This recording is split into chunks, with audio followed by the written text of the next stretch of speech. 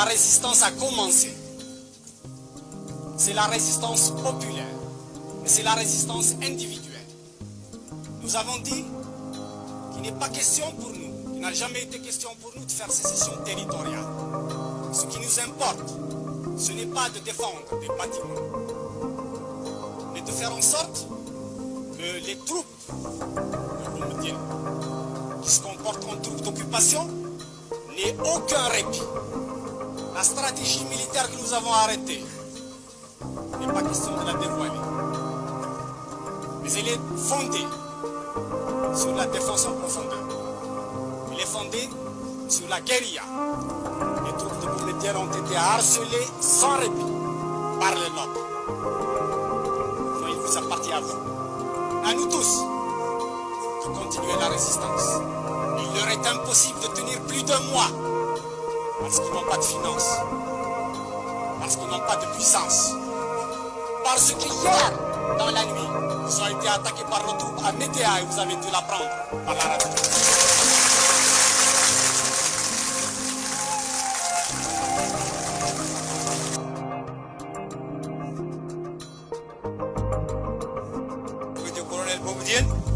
Le colonel Boumediene, ce que je peux dire de lui, c'est un petit intellectuel venant de la mosquée du Caire. Il a fait sa révolution au Maroc et à Tunis.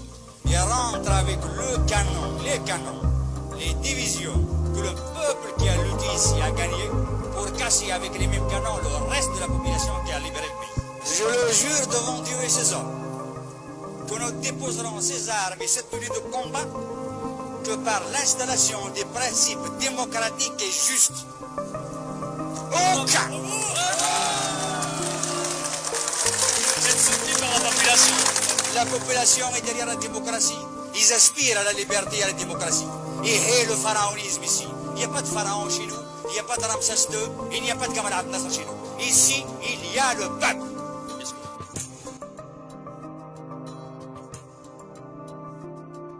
Colonel, vous avez fait 7 ans de guerre.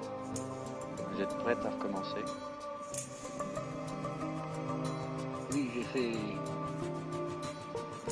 8 ans de guerre contre le colonialisme. Si le gouvernement algérien décide de remplacer le colonialisme, je suis prêt à faire face. Des moudjahidines, des militants, après avoir lutté pendant 8 ans, se trouvent actuellement sans logement, sans pension, sans travail. Et beaucoup d'eux se trouvent dans des prisons. Je ne veux pas faire couler du sang entre Algériens. Je l'ai évité déjà. Ce qui vous a coûté vos galons. Mes galons, ce n'est pas l'armée française qui me les a donnés, ni un monsieur qui est au pouvoir aujourd'hui. Mes galons m'ont été donnés par les moudjahidines, qui la plupart ne se retrouvent pas parmi nous aujourd'hui.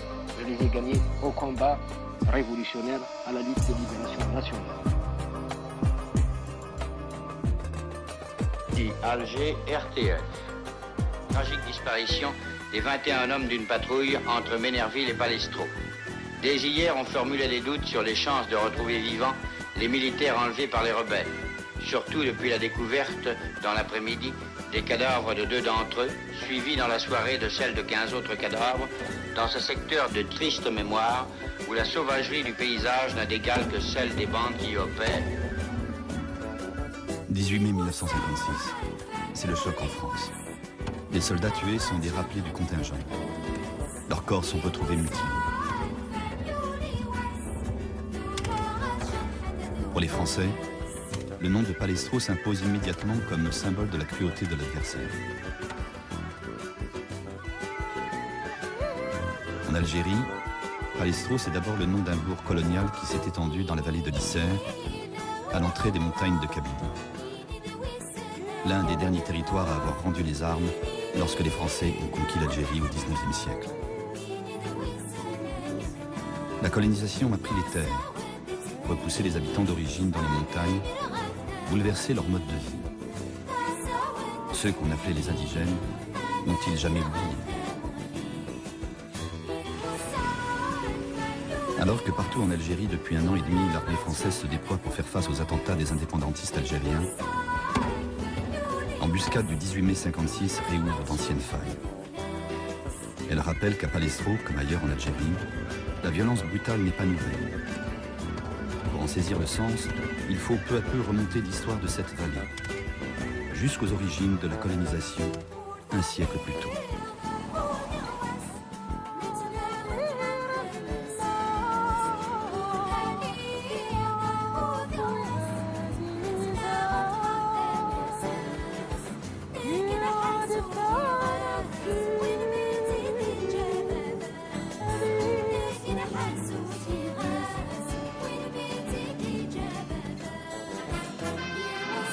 Depuis 2 ans, la fièvre s'est emparée de l'Algérie. Et les attentats ne cessent à un endroit que pour reprendre à un autre, alimentés par les propagandes mensongères et les méthodes de terreur. Les ruptures de communication ne se comptent pas plus que les poteaux arrachés et les sabotages de voies ferrées. Trafic interrompu, difficultés de transport, insécurité des liaisons. C'est, sur la route, un autocar attaqué, des passagers abattus. Ce douloureux spectacle des fermes incendiées, des cadavres qui unissent dans la mort les populations européennes et musulmanes, victimes des attentats de hors-la-loi, posent en lettres de deuil le problème algérien. Face aux actes de violence qui se multiplient, le gouvernement de Guy Mollet nomme pour la première fois un ministre résident en Algérie, Robert Lacoste. En mars 1956, Guy Mollet obtient du Parlement des pouvoirs spéciaux pour résoudre la crise en Algérie. C'est le pouvoir exécutif qui prend dès lors toutes les décisions pour rétablir l'ordre. Une de ses premières mesures est d'envoyer le contingent métropolitain pour pacifier le territoire. Le temps de former les appelés, on mobilise dans l'urgence des hommes ayant déjà accompli leur service militaire. Ils sont rappelés pour 6 mois et envoyés en Algérie dès la fin du mois d'avril 1956. Les troupes sont déployées en petites unités. Les gorges de Palestro sont un haut lieu stratégique. Depuis Alger, elles conduisent vers les régions sensibles de Kabylie et du Constantinois. Route nationale, chemin de fer Alger-Constantine, toutes les voies de communication passent par les gorges. 3 sections du 9e régiment d'infanterie coloniale s'y installent. Quelques jours à peine avant de tomber sous le feu de l'embuscade, la section dirigée par le sous-lieutenant Arthur prend ses quartiers au milieu des gorges, dans une maison cantonnière.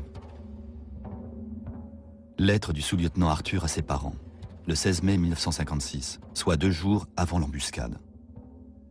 Quelle vie passionnante et merveilleuse, seul à la tête d'une section et d'un poste.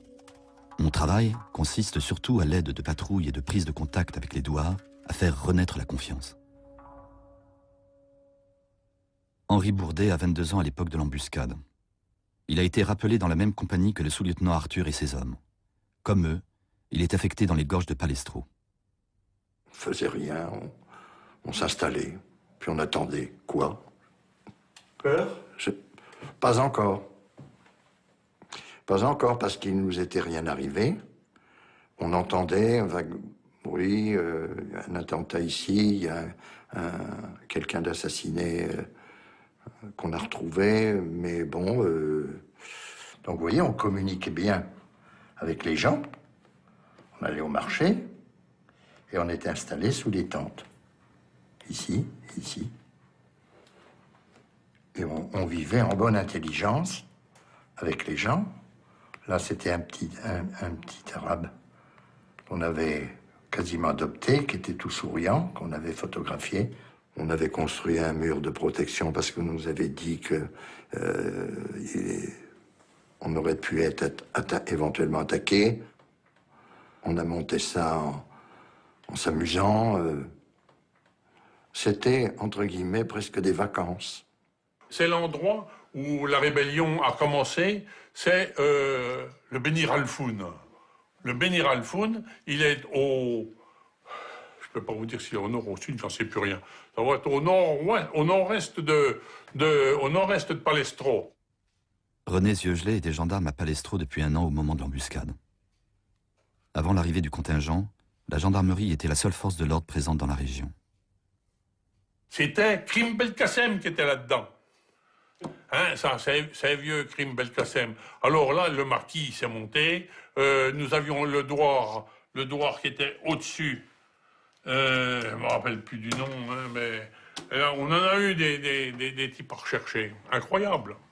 Comment on les appelait à l'époque? Les fellagas, ou les... Ouais, fellagas. C'est vous qui les recherchez? Ben, bien sûr. Qui voulez-vous qui les recherche? À l'époque, la France refusant de reconnaître l'état de guerre en Algérie, les gendarmes accompagnent les militaires dans leurs opérations dites de maintien de l'ordre. Toute mort violente est censée faire l'objet d'une enquête et d'un procès verbal. Alors, on faisait des contrôles. Moi, en principe, chaque gendarme, il avait un petit calepin, avec la liste des personnes à rechercher. Des personnes à rechercher aussi bien contraintes par corps que n'importe quoi, s'il était dans la rébellion, parce qu'il y en a qui étaient en rébellion, qu'on recherchait depuis des années. Et alors, lorsqu'on retrouvait un caïd ou un représentant de l'État local, on lui disait, tiens, ben, tel qui est né chez toi, là, tu sais pour qui il est? Il est dans le maquis, celui-là. Bon, ben voilà, s'il le voyait, il vous le disait pas. Hein. Au-dessus des gorges de Palestro, deux massifs se font face. Les Benir al-Foun à l'est et les Hamal à l'ouest. Benir al-Foun, Hamal, c'est aussi le nom des habitants qui vivent ici depuis toujours. À partir de 1945, parfois bien avant, dans les années 19e siècle, il y avait déjà ce qu'on appelle des bandits d'honneur, menfiyés. Donc l'idée de maquis, des gens qui prennent le maquis, qui sont opposés aux gendarmes et tout, c'est une idée avec laquelle nous avons grandi. Mohamed Boukercha avait 10 ans au moment de l'embuscade. Membre d'une des grandes familles de la région, il est le descendant direct du caïd Ben Daman, chef de la tribu des Hamal au 19e siècle. Moi je me souviens, mon oncle Mohamed Ali, Kifif, était au maquis depuis les années 48, 49. Il était au maquis, il a payé au maquis. Dès la fin de la Deuxième Guerre mondiale, des maquis se sont constitués en Kabylie. On y retrouve des nationalistes de premier plan, figures historiques algériennes telles que Belkacem Krim, Hosseini Ahmed, et plus particulièrement chargé de l'Algérois et de la région de Palestro, Ammar ou Amran. Amran était dans les environs, il a fait dans les environs de Oulad Ben Dahman, de Ammal, de Jarrah. Là-bas, il était là-bas, enraciné là-bas. Krim Belkacem, moi, quand j'étais ma circoncision en 1952, il assistait, il était là. Moi, j'étais trop jeune pour le savoir, mais mon père les avait invités. Krim Belkacem, ou Amran, et Ahmed, qui étaient là, d'autres que je ne connais pas, qui étaient là au maquis, c'est-à-dire des clandestins, au maquis, dans le maquis.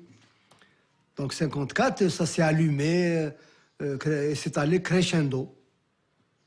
Ça, l'organisation des maquis, ça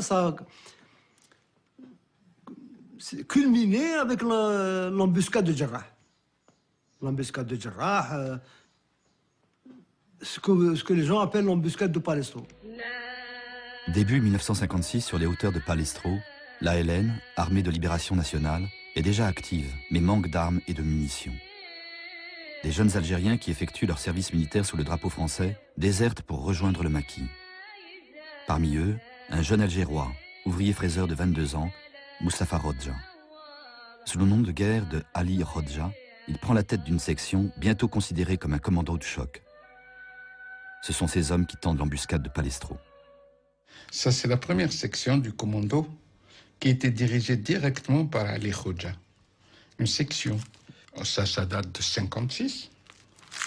Siazdin a un parcours proche de Ali Rodja. Ouvrier à Alger comme lui, il est également monté au maquis à l'âge de 20 ans, en 1955, et prendra sa succession à la tête du commando fin 1956. Ali Rodja, quand il est monté au maquis, il a amené avec lui un fusil mitrailleur. Il a déserté avec un fusil mitrailleur. Ils étaient 3, je crois. 3, ils ont déserté. Et ils ont amené avec eux plusieurs armes.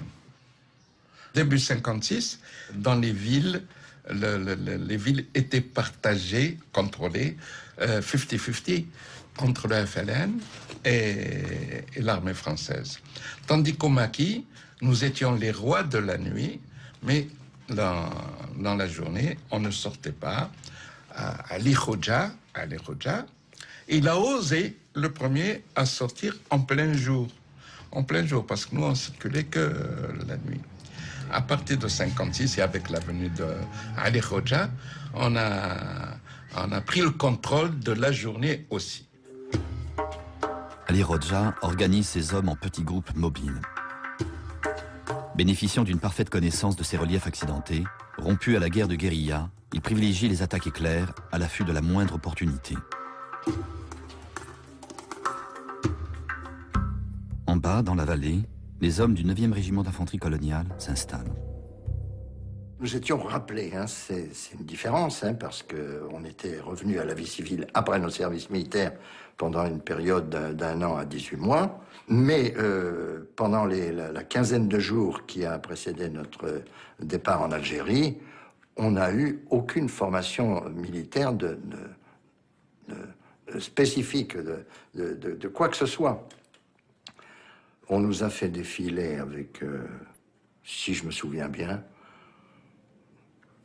avec des fusils à Rueil, peut-être, mais c'est très vague dans mon esprit. Mais enfin, on n'avait aucune instruction, pas de séance de tir, pas de formation, rien, ce qui s'appelle rien. À l'annonce du rappel pour l'Algérie, Hervé Arthur a 30 ans. Il est l'aîné d'une famille nombreuse de tradition catholique. Il a vécu au Maroc, a fait son service militaire dans le sud algérien.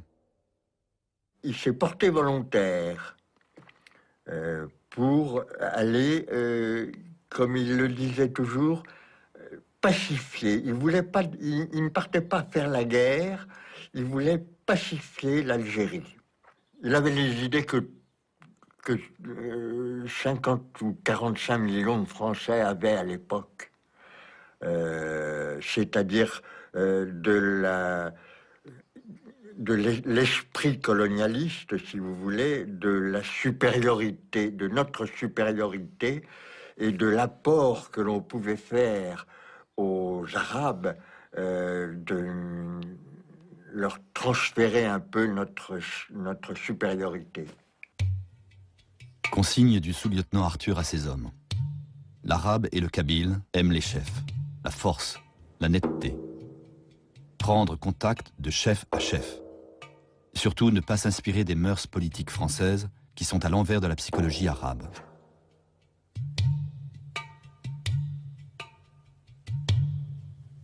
Et on pouvait voir l'ennemi venir à 2 kilomètres. Je peux même vous raconter des anecdotes. Les premiers temps, les soldats avaient des chaussures à clous. On rigolait parce qu'on les entendait à 800 mètres. Zidane Chérifi est natif de l'un des petits villages des Hamals, où le sous-lieutenant Arthur effectue ses missions de reconnaissance.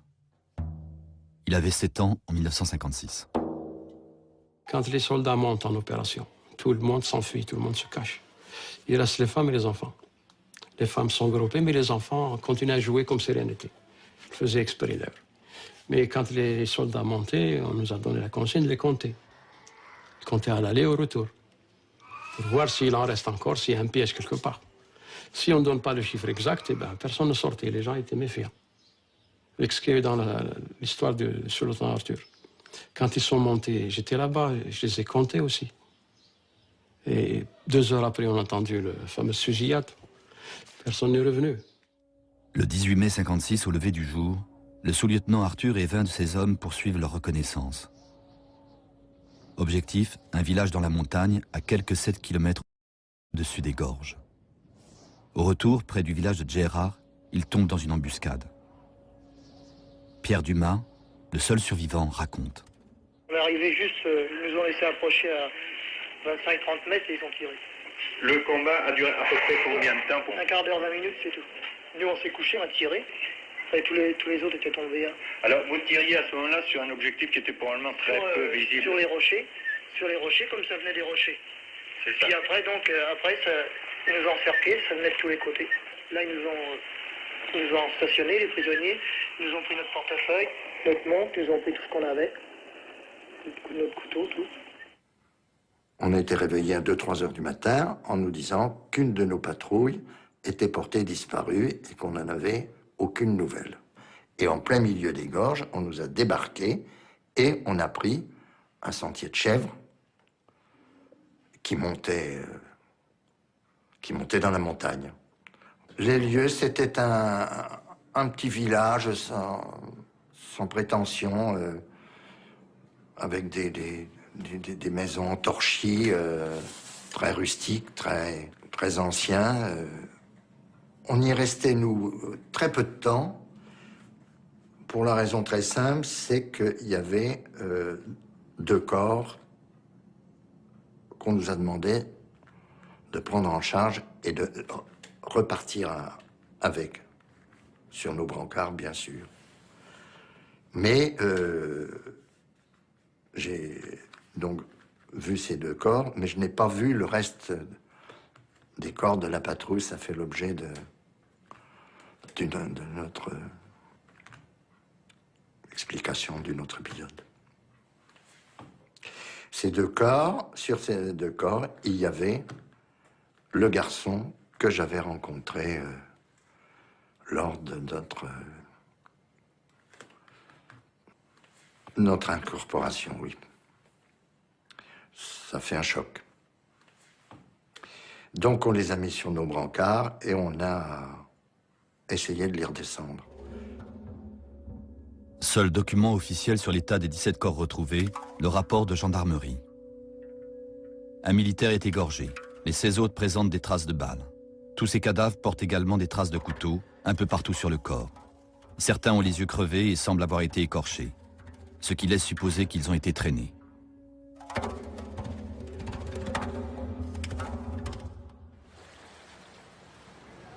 Le constat des gendarmes décrit l'état des corps.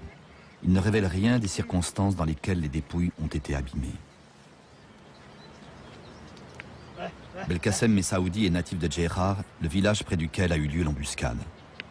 Il avait alors 20 ans et servait d'agent de liaison du Front de Libération Nationale, le FLN.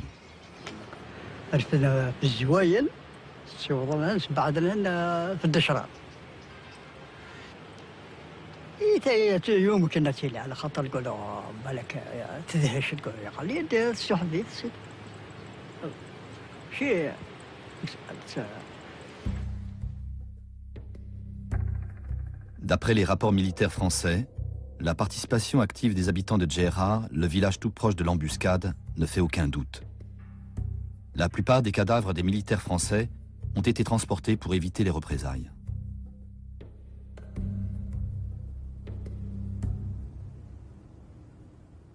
À cette époque-là, les SAS, pour section administrative spécialisée, sont chargés d'administrer la population algérienne jusqu'au moindre petit village. Leurs officiers sont aussi tenus de faire remonter des renseignements.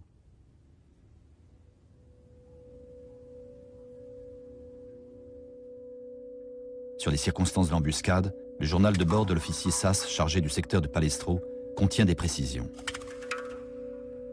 Ce sont certainement les habitants de Ouled Djerar, hommes et femmes, qui ont achevé et martyrisé les soldats de la patrouille.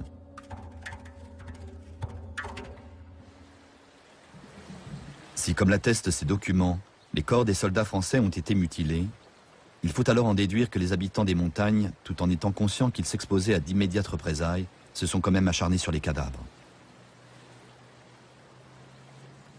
Comme s'ils avaient été saisis d'une rage bien plus forte encore que la crainte de l'armée française, comme un ultime défi adressé à la puissance coloniale.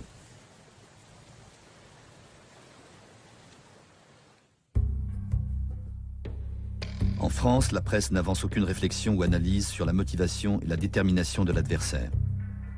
L'acte de guerre des maquisards est présenté comme un horrible fait divers. Les mutilations occupent l'espace mental.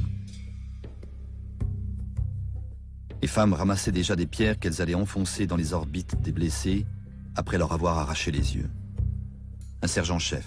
Je reviens d'Indochine, jamais je n'ai vu une telle sauvagerie, une telle lâcheté. Les corps vidés de leurs entrailles et bourrés de cailloux.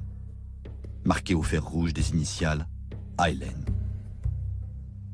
Sur les lieux de l'embuscade, l'officier qui dirige la compagnie et le médecin du régiment Les seuls à avoir examiné les corps se sont toujours refusés par respect des familles à détailler ce qu'ils ont constaté.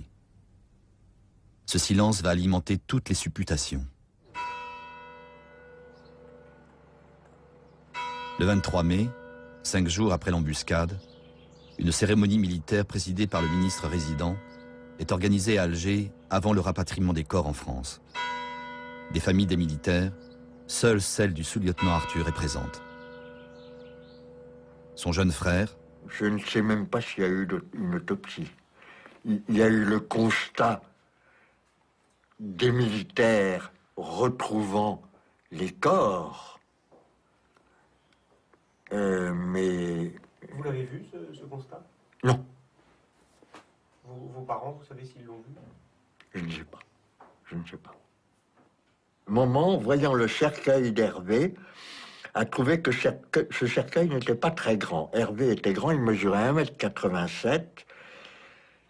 Et elle a été jusqu'à mesurer la longueur du cercueil pour être sûre que c'était Hervé qui était dedans, ou que du moins il était entier. On n'a pas vu le corps, on n'a pas vu le corps, on n'a pas vu ce qui lui était arrivé, on n'a pas vu s'il avait été égorgé comme ça a été dit et comme ça s'est probablement fait. On n'a pas vu si on lui avait mis les organes génitaux dans la bouche comme c'était souvent les us et coutumes des Félagas à l'époque. On est resté dans le noir. Il vaut mieux pour mes parents. On disait que c'est souvent l'état dans lequel on retrouvait les corps à l'époque. Est-ce que c'était vrai, est-ce que c'était faux, j'en sais rien. Mais enfin, on le disait et sa famille, on l'a redouté. Comme les familles des soldats, les Français n'ont jamais su qui avait subi quoi.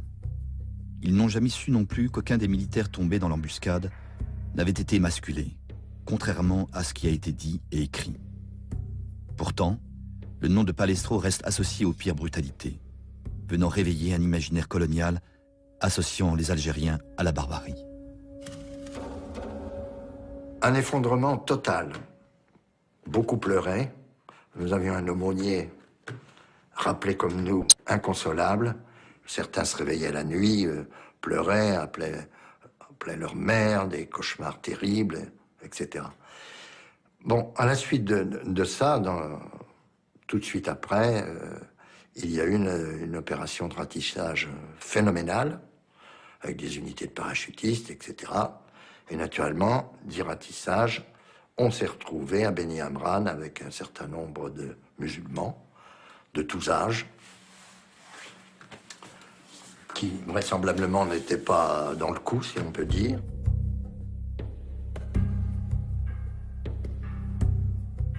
J'ai assisté de loin à une scène terrible où des musulmans étaient battus, certains avec la médaille militaire de la dernière, voire de l'autre guerre. Et autour d'eux étaient des appelés et des rappelés, fous de colère, qui ne se mesuraient plus, qui battaient ces gens-là. Et les officiers ne pouvaient rien faire, rien dire. Certains avaient leurs mitraillettes braquées. Il s'en est fallu d'un cheveu qu'on assiste à un massacre qui n'a pas eu lieu. Mais c'était terrible à voir. Ah oui, on tuait tout. Tout ce qui bougeait. On pensait que les bidas, les rappelés, quand ils ont vu leurs copains, ou les types de leur âge, qui venaient de métropole, qui ont été bousillés, ils ne faisaient pas de quartier. Hein.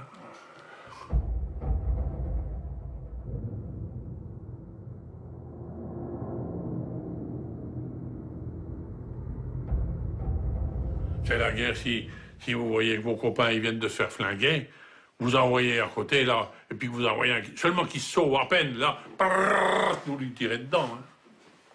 Hein. En gros, c'est ça. Et c'est pas une discussion. Enfin, je veux dire, c'est... Non. Ou vous lui dites de s'arrêter, il saute. Comment vous avez vu? Ils ont été abattus, le type il tentait de se sauver, quoi. C'est sûr, ça a changé fondamentalement les choses, en ce sens que l'on s'est dit, eh bien maintenant, ça va être eux ou nous. C'est eux qui nous tuent. Si l'occasion se présente, on les tuera.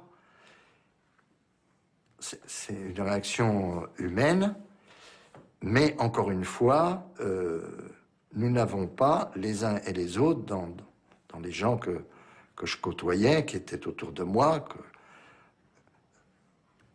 fait quoi que ce soit contre ces musulmans qui, en quelque sorte, trinquaient. Quand je suis remonté de l'école, c'était une terrible effervescence, où les gens couraient dans tous les sens, où les militaires arrivaient de tous les côtés, où les femmes couraient avec leurs ballots, elles essayaient de se réfugier un peu dans les fourrés, chez la famille. Mais la famille où? Puisque tous les hammels étaient ciblés. Ça allait de la route goudronnée jusqu'à vers Bouderbala, ça arrivait peut-être jusqu'à Bouzegza, vers les hauteurs du côté de Sbarbar, tout le monde savait. Le seul chemin de salut, c'était fuir vers la ville. Ma mère m'a dit, il ne faut plus jamais remettre les pieds ici, et il faut avertir ton père, il faut dire à ton père de ne pas venir, et de se préparer à nous évacuer. Ce qui était le cas. Mon père nous avait évacués dans les 24 heures.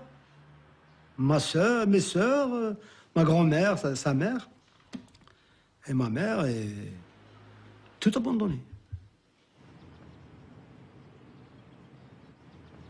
يوميا بدات تحوس الدشور الكل وما الشعب يتسزل يترقى الكل انتظروا يترقى لا تيري في الناس الغان حوالي 140 واحد قضوا وراي كل كان. Dans le cadre des opérations de grande envergure entreprises en Algérie, 300 à 400 parachutistes, commandés par le général Massu, ont encerclé un village afin de capturer une des bandes rebelles qui prit part à l'embuscade de Palestro.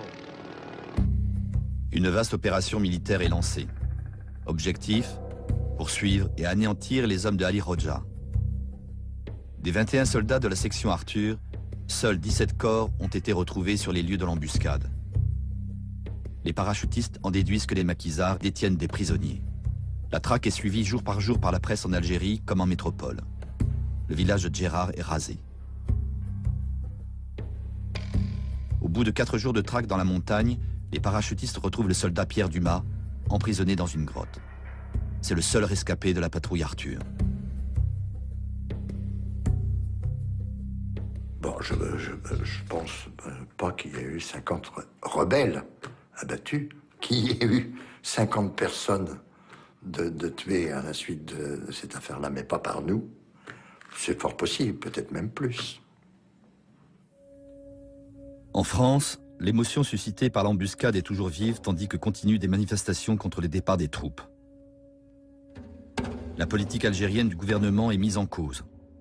À l'Assemblée nationale, l'évocation de l'embuscade est l'occasion de débats houleux.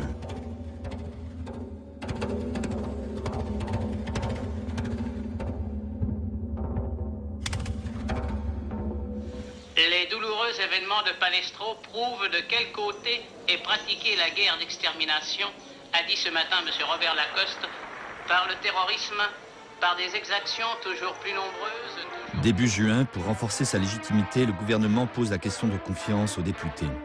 Leur vote favorable vaut confirmation de la politique en cours. La répression, en particulier, peut s'accentuer.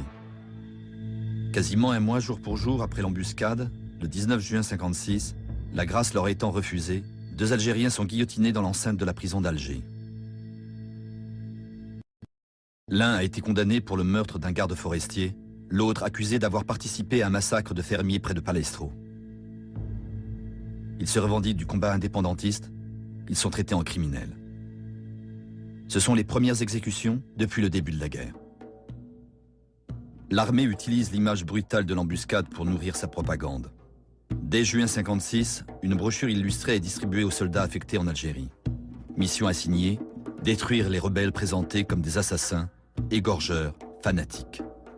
Et cette photo ainsi légendée, voilà un de ceux qui voudraient nous chasser d'une terre à laquelle nous lient 130 ans de civilisation.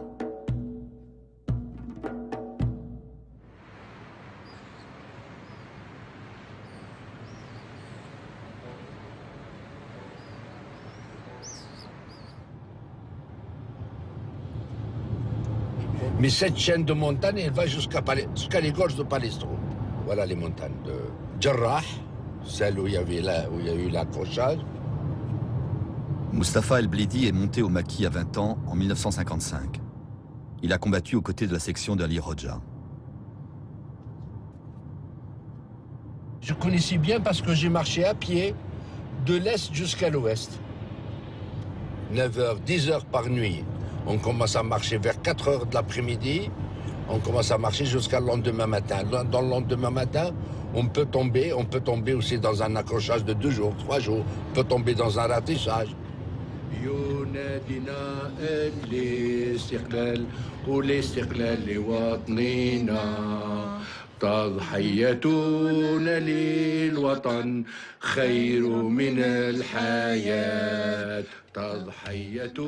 Élève infirmière originaire d'Alger, Toumia Laribi, dite Baya El Hala, Baya la Noire, a elle aussi rejoint le maquis à l'âge de 20 ans. C'était cette guerre qui nous a soudés, cette amitié. On était là, on voyait la mort tous les jours.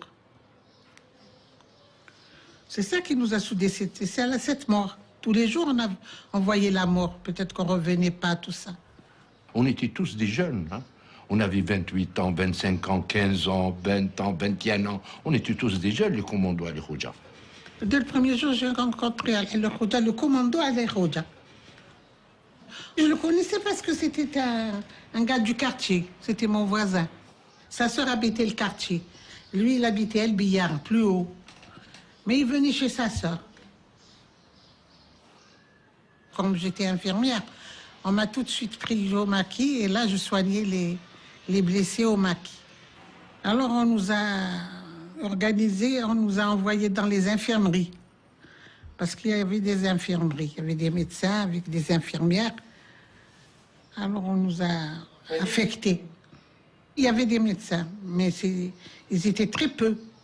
Ils m'ont donné un uniforme à moi aussi, un pantalon, toute une tenue. Quand vous aviez une embuscade, ça se passait comment? Notre objectif déjà, c'est les armes et les munitions. Et l'habillement. L'habillement aussi? L'habillement, ah oui. Pourquoi? Avec quoi on va s'habiller?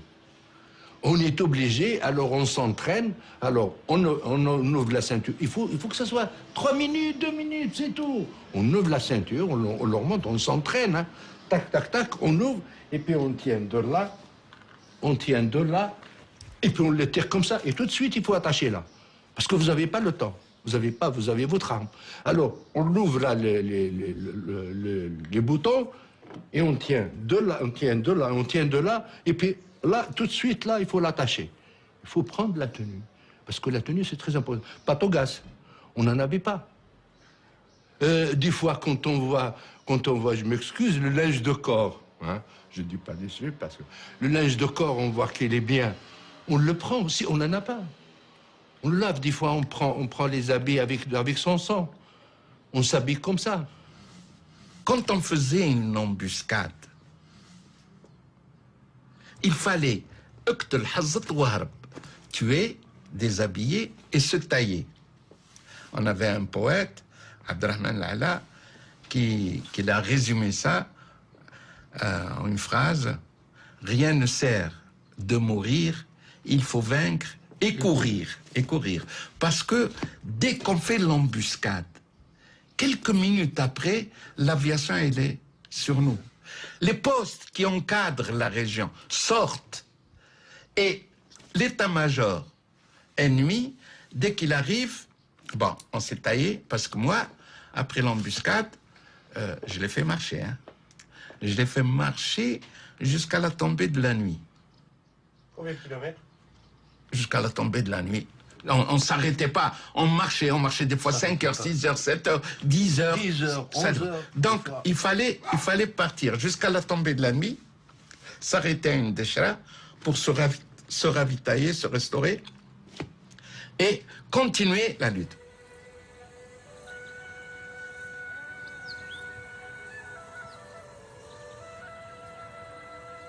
Les dépouilles des soldats français auraient été profanées, Eh ben, ils ont été profanés, ça, on ne peut pas cacher ça, elles seraient profanées par la population. La population, elle a subi quelques jours avant un bombardement, je ne sais pas. Après c'est la population qui a fait. C'est pas Ali Khoja. Hein. Je connais très bien Ali Khoja et je connais les unités. L'essentiel dans une embuscade, c'est de récupérer les armes et l'habillement. L'habillement, si quelqu'un est mort, pourquoi le mutiler? Traités en hors-la-loi par les autorités françaises, les maquisards veulent au contraire imposer une image de combattants réguliers, engagés dans une guerre légitime. Avec l'embuscade, ils imposent leur supériorité dans la montagne face à l'armée française. Un argument de poids pour inciter les populations à les soutenir.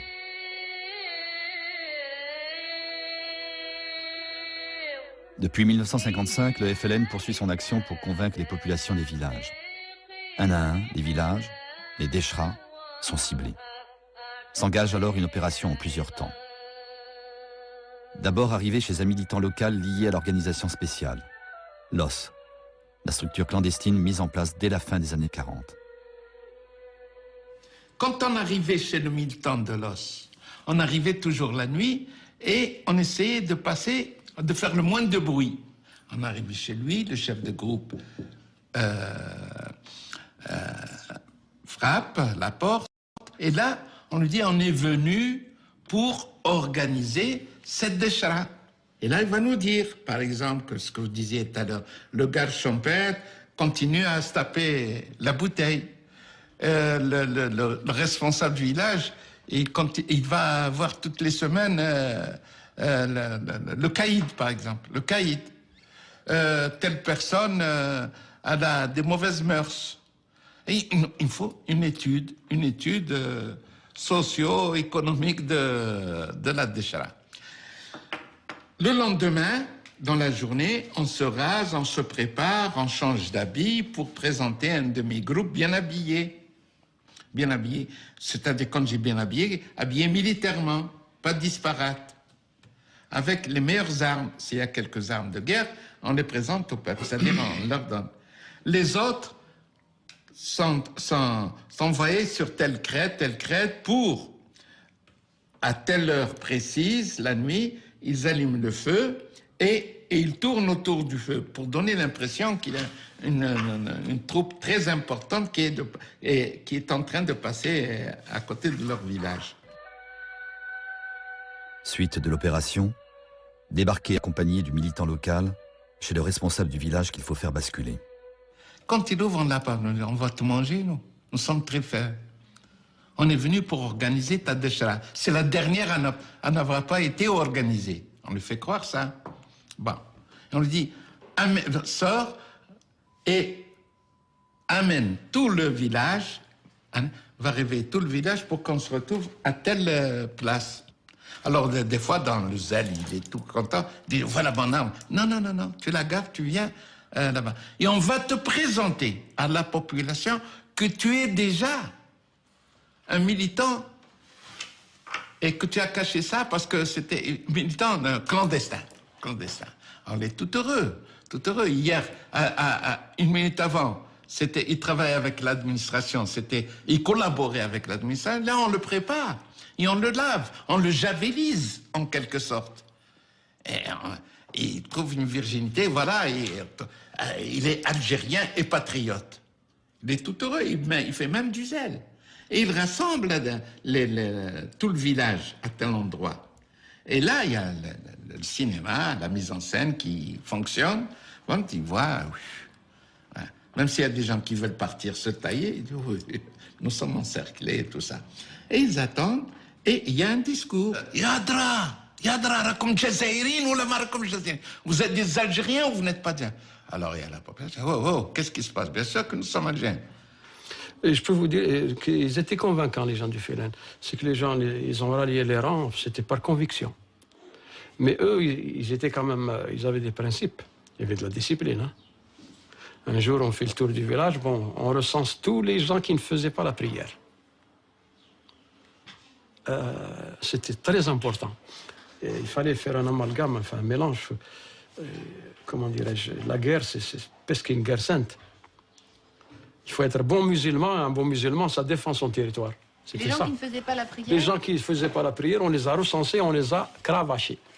Et je me souviens de la cravache, elle était noire, elle faisait 1 mètre de long, comme ça. On a cravaché des vieux qui avaient même 60 ans, 62 ans, parce qu'ils ne faisaient pas la prière. On les a cravachés en public? Ah oui, en public. Dernier avertissement. Tout le monde faisait la prière. Et ensuite, on a poussé les gens à s'instruire. C'était tout le monde qui venait à l'école coranique pour apprendre à lire et à écrire. Ce que j'ai dit encore là-bas. Comment gagner une guerre si on ne sait pas lire, on ne sait pas écrire? Donc c'est tout le monde qui s'amusait. À 40 ans, 50 ans, on commençait à apprendre l'alphabet et essayer de casser la tête pour écrire. Hein. Dès 1955, des assassinats sont perpétrés sur des personnes accusées de lien avec l'État colonial. Des menaces ciblées sont adressées aux élus indigènes, aux caïds nommés par les Français, ou encore aux gardes champêtres. Avis à ceux qui ne démissionnent pas. Tout réfractaire sera puni par la peine capitale. Oui, en voyant, oui, surtout ceux qui travaillaient pour l'administration coloniale ou ceux qui étaient, enfin, parlant de gardes champêtres, de caïds, de Bachaga et tout ça, on les appelait pour rejoindre leurs frères. C'est pas en leur disant que c'est pas avec le couteau, mais il y a toujours un petit truc. Il faut rejoindre. Prenez vos responsabilités. L'Algérie est en guerre. On n'a pas le droit de rester neutre. Voilà, c'est tout. Au printemps 1956, la situation est encore instable. Certains habitants cherchent la protection de l'armée française qui met en scène ses ralliements. La région de Palestro est un espace de transition, un véritable front. Pour le FLN, comme pour les autorités françaises, il s'agit de repousser la zone d'influence de l'autre, créer 2 camps, obliger les populations à se déterminer. Dans la vallée, les Européens sont directement visés. 2 mois avant l'embuscade, un groupe de maquisards attaque 2 fermes. Près de Palestro, au cœur de ruines dévastées, sont retrouvés les cadavres de 7 Européens. Auprès d'eux, un enfant de 4 ans, le petit Gérard Servat, blessé de 2 balles et laissé pour mort près de ses parents abattus. Je me souviens d'avoir le tracteur de mon père qui faisait du bruit dehors et d'être sorti pour... parce que c'était plus personne ne bougeait là et de courir voir mon père. Et mon père avait été abattu en descendant du tracteur. Ils sont venus chercher ma maman et moi-même qui étions dans l'autre bâtiment. On a traversé la cour, ils nous ont mis chez les grands-parents et a priori ils ont essayé d'abattre tout le monde. Mais je ne sais pas par quel miracle, je ne sais pas. On peut dire n'importe quoi, que ma mère m'a poussé, que ma mère m'a protégé, que bon, j'ai été blessé, quoi. Mais bon, je ne suis pas décédé. Les funérailles des malheureuses victimes se déroulent à Rouiba devant une foule énorme dont la fièvre aura peine à être contenue à l'issue de la cérémonie. La colère des Européens à l'encontre des populations indigènes est d'autant plus vive que d'anciens souvenirs remontent. Au printemps 1871, 85 ans quasi jour pour jour avant ce printemps 56, un enchaînement de violences, déjà, a marqué la région de Palestro. Massacre d'Européens dans la vallée, embuscades sur les hauteurs, mutilations. Ce printemps 1956 frappe les esprits comme une réplique de la dernière confrontation armée entre populations européennes et indigènes, au début de la colonisation française au XIXe siècle. Témoignage d'un colon. Cette région a toujours eu mauvaise réputation. Jetez un coup d'œil sur ce monument, la statue près de l'église. En avril 1871, 57 colons français, dont le maire et le curé de Palestro, ont été massacrés. Juste après l'embuscade qui a coûté la vie aux 20 soldats de la section Arthur, l'officier Sass lui-même souligne une résonance avec les événements du siècle passé. À propos de l'acharnement des habitants de Djerra, le village proche des lieux de l'embuscade, il écrit « Pays très pauvre, où les habitants ont peu bénéficié des avantages de notre présence. Ces populations en apparence relativement calmes, lorsqu'elles se sentent les plus fortes, peuvent devenir terribles. » Il conclut ainsi « Ce sont là les séquelles de la répression de 1871. »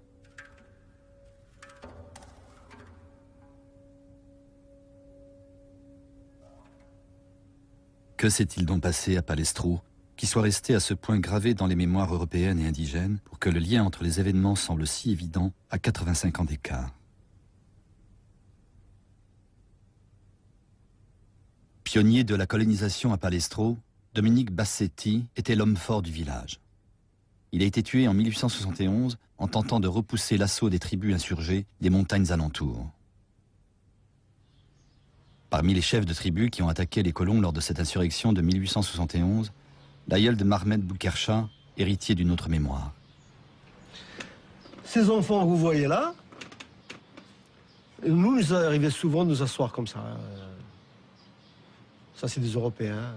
Et nous arrivait de nous asseoir parce que c'était la route de l'école. C'était un mastodonte, quelqu'un qui a de grosses moustaches et qui est méchant. Les gens, parce que les gens ont certainement connu, il y a des contemporains qui ont dit à leurs enfants. Parce que dans l'absolu, 1871, c'est pas loin. C'est pas loin. Moi, mon grand-père est né en 1831. Donc il a certainement connu ce Bassetti là. Il a dû le voir. Donc, il a dit à son fils, qui me l'a dit à moi. D'après mon père, ce que lui avait dit son père, de 1830 à 1871, c'était la révolte permanente et la répression permanente et la spoliation permanente. À entendre ce qui se transmet dans les familles de génération en génération, il y aurait donc bien une question liée à la terre qui expliquerait ces tensions durables, ces accès de violence espacés dans le temps, sans lien apparent. Peut-on s'installer sans dommage sur le territoire d'un autre? N'y a-t-il pas là une blessure originelle qui jamais ne se referme? Pour tenter de comprendre, il faut revenir à la création du village de Palestro, point de départ de l'implantation française dans la région.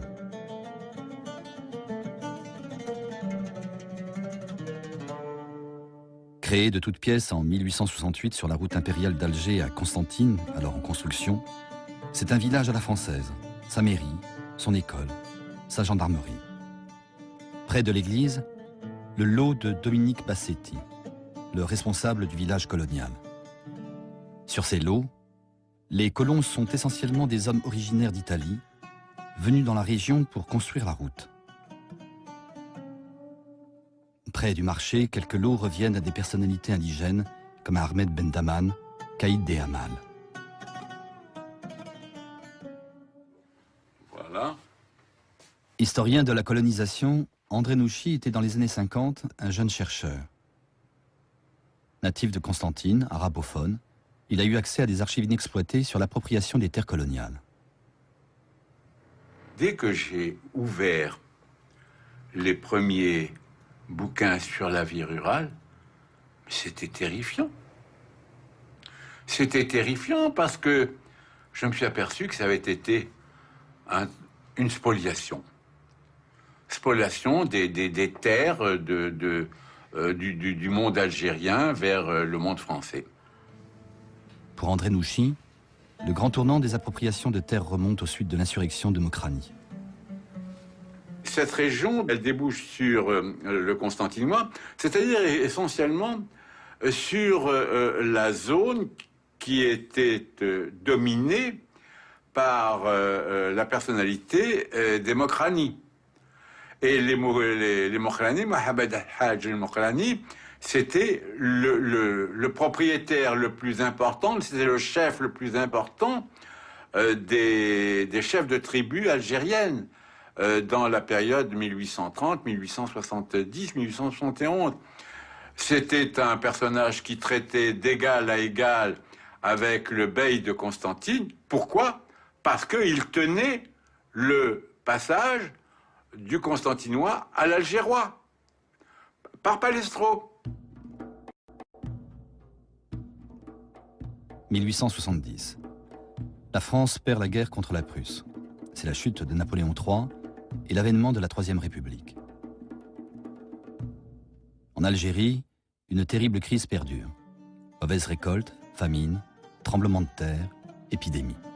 Mokrani, qui s'était fortement endetté pour venir en aide à ses paysans, se retrouve acculé par les banques. Avec le changement de régime en France, il sait que les tenants d'une colonisation agricole massive vont l'emporter en Algérie. Il ne perçoit qu'une seule issue, la révolte. En Kabylie, une personnalité religieuse de premier plan rejoint l'insurrection.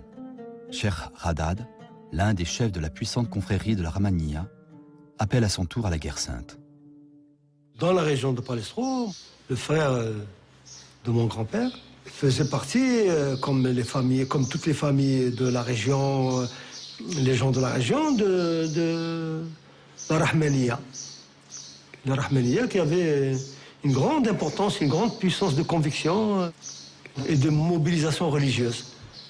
Moi, dans ma famille, on a toujours été persuadé que l'étincelle est venue de là. Le 20 avril 1871, à Palestro, symbole de l'implantation française, l'insurrection qui embrase l'Est et le centre de l'Algérie prend une tournure particulièrement violente.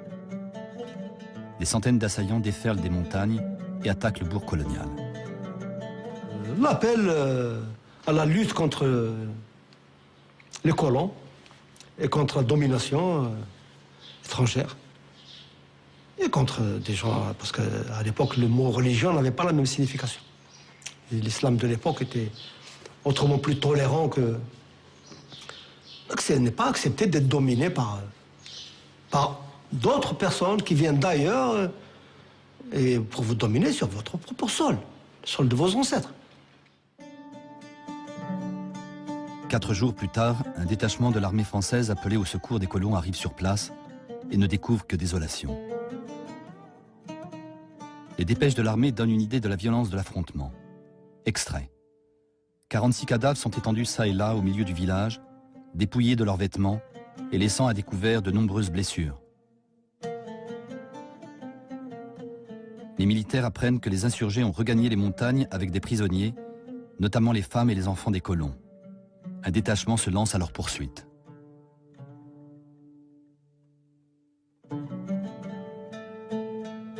Les dépêches des militaires décrivent les Kabyles en embuscade, qui les harcèlent depuis les hauteurs. L'armée désigne comme une figure de l'insurrection le caïd des Hamal, Ahmed Ben Daman, décrit comme un des combattants les plus acharnés. Mais son rôle semble ambivalent. D'autres rapports le désignant comme l'un de ceux qui va permettre la libération des prisonniers sains et saufs. Une fois les prisonniers libérés, le caïd des Hamal et les siens sont directement visés en tant qu'instigateurs de l'insurrection. Menée par le colonel Fourchot, la répression s'abat sur toutes les montagnes environnantes. 8 mai 1871. L'officier en charge de la répression écrit « Nous avons brûlé hier les villages des Hamal. Dans l'un d'eux, nous avons trouvé les vases sacrés provenant de l'église de Palestro. En retrouvant les vases, l'armée estime détenir la preuve ultime de l'implication des tribus qui vont payer le prix fort non seulement dans les temps suivant l'insurrection, mais des décennies durant. » Les conséquences ont été dramatiques, ont été affreuses. On a d'abord frappé toutes les tribus révoltées, et il y en avait pas mal.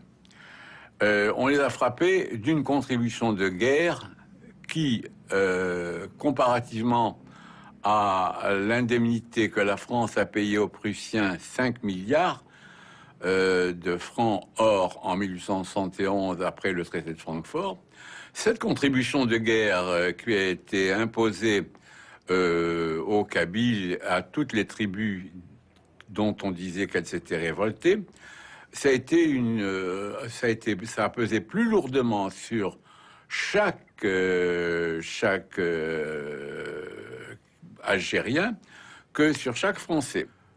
Des procès devant les tribunaux, devant les cours d'assises, où les jurés n'étaient composés que d'Européens et qui n'avaient qu'un seul souci, c'est d'envoyer au bagne ou à la guillotine le maximum, ou à la fusillade, le maximum de suspects ou de coupables. On a distribué les années de bagne, les mises à mort, entre 1871, 72, 73, 74, d'une façon abusive. Parce que c'est des convois entiers qui ont été formés après jugement, etc., pour déportation en Nouvelle-Calédonie, aussi bien les gens de Hamel, que les gens de Beni Khalfoun, que les gens de Boudrbala, que les gens de Maalla, que les gens des Zouat. Distribution de guerre et le séquestre. Par le séquestre, les tribus sont dépossédées de leurs terres. Un cinquième des surfaces doit être immédiatement cédé à l'État. Pour le reste, les propriétaires doivent racheter leurs biens séquestrés s'ils veulent les conserver. À expiration d'un délai fixé à quelques années, les populations déjà étranglées financièrement n'ont pas toujours les moyens de les racheter. Leurs terres deviennent alors propriété de l'État. Au nord-ouest de Palestro, la tribu des Hamal doit céder ses terres les plus fertiles. La tribu des Beni Khalfoun doit abandonner un tiers de son territoire en livrant aux colons les meilleures terres sur l'autre flanc de la vallée.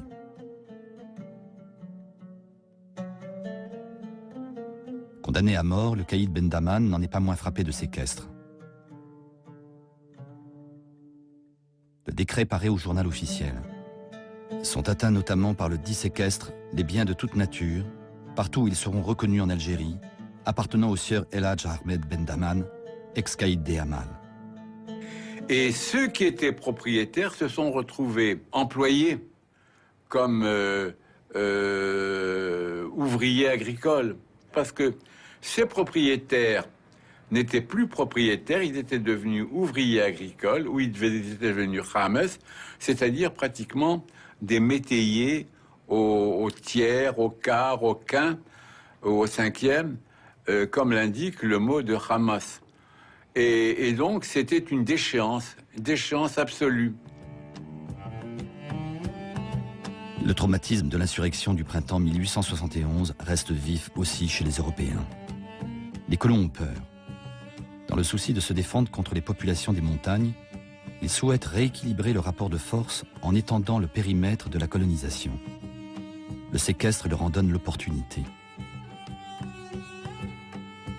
Après l'insurrection, Palestro ouvre ses ailes et s'étend des deux côtés. Les lignes rouges indiquent les nouveaux lots de culture. À l'est, le territoire de Palestro s'étend vers la Kabylie. Et puis vers l'ouest, le long de l'Oued, en direction de la grande plaine fertile de la Mitidja. La colonisation prend un nouvel essor. 4 nouveaux villages sortent de terre. Le verrou vers la Mitidja est renforcé par l'implantation de l'autre côté des gorges de Beni Amran. 1872. Le village de Palestro renaît grâce à de nouveaux migrants venus essentiellement de la Drôme et des départements d'Alsace-Moselle. 1879. Palestro devient une commune de plein exercice, exacte réplique des communes de métropole. Elle compte 500 Européens pour 2200 indigènes. Les habitants des montagnes, eux, dépendent de la commune mixte où s'exerce une logique purement coloniale. Ils ne sont que des sujets français, soumis à une réglementation spécifique et discriminatoire, l'indigénat. 1885. Les infrastructures se développent. Le train Alger-Constantine s'arrête à Palestro. 1890. Inauguration du monument Bassetti à l'emplacement de la fosse commune contenant les dépouilles des colons massacrés en 1871. L'édifice a été financé par une souscription lancée dans toute l'Algérie. Dans la première moitié du XXe siècle, le bourg prospère. 5 auberges, 4 cafés, 2 hôtels accueillent les touristes attirés par les gorges toutes proches. Dans la vallée, on cultive les oliviers, la vigne, on exploite les chênes-lièges. On compte aussi une papeterie, une mine de fer. Dans les rues de Palestro, les 2 populations cohabitent, travaillent ensemble, mais ne se mélangent pas vraiment.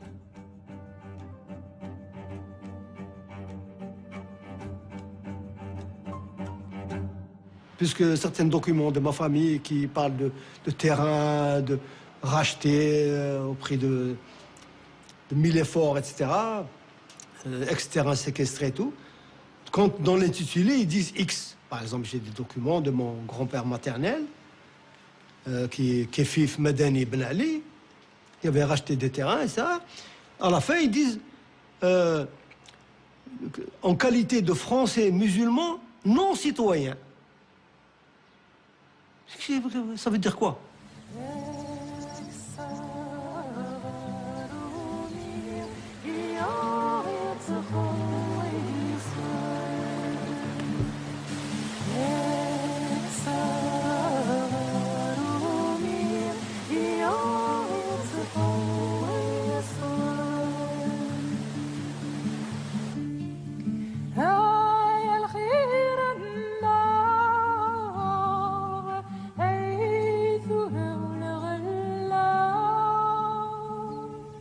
Je pense qu'il y a eu dans la mémoire populaire, d'ailleurs la mémoire populaire a conservé dans des chansons, dans des poèmes justement, cette dépossession, ce séquestre. Nous avons par exemple dans les poèmes de Simahand, qui est un poète kabyle du 19e et surtout du 20e siècle, nous avons là des traces de cette dépossession, de cette déchéance morale, sociale, qui a touché à leur honneur, à leur dignité.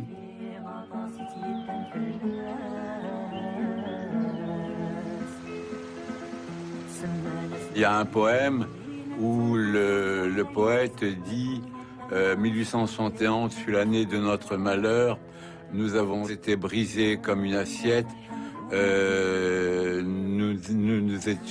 nous avions tout, nous ne sommes plus rien.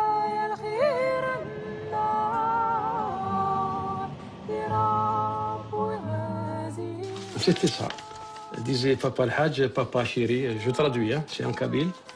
Papa Al-Hajj, Papa Chéri, depuis que tu es parti, le Roumi nous a tyrannisés, ton flambeau reste allumé, tes enfants grandiront, un jour ils reviendront. C'était ça. C'était traduction intégrale. Nous, les enfants, quand nos mamans voulaient le grand, on n'avait pas où aller. On était à côté, on attendait la fin. Et on dormait à côté. On dormait avec le bruit du moulin, c'est comme un instrument de musique, et puis les paroles qui venaient. Il faut voir, c'est une sacrée tonalité. Quand quelqu'un souffre et qu'il chante, vous sentez quand même l'émotion. C'était pas très gai, comme on dit. Et avec ça, nous, on sentait qu'il y avait de la tristesse et ça nous poussait à dormir. Je me souviens quand on moissonnait, j'étais jeune, les moissons, etc. Parce que Dahmeh, c'était un plateau, donc on permettait de planter du blé, etc. Les gens chantaient un couplet sur un versant et les autres en face un autre couplet. Des chansons patriotiques déguisées en chansons d'amour du terroir, d'amour du blé, mais tout tourné autour de récupérer.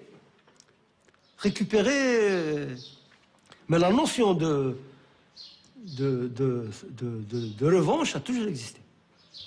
Revanche sur qui? Peut-être pas seulement sur les colons, sur le sort, sur l'histoire, sur récupérer sa terre. Récupérer sa terre et sa dignité. سيزي كتروحي مزغورة استرقزا أشحال قموثان أني لي غام نكنيغ أنسعو الحرية خاس ما نموت نكني لراو نتمور.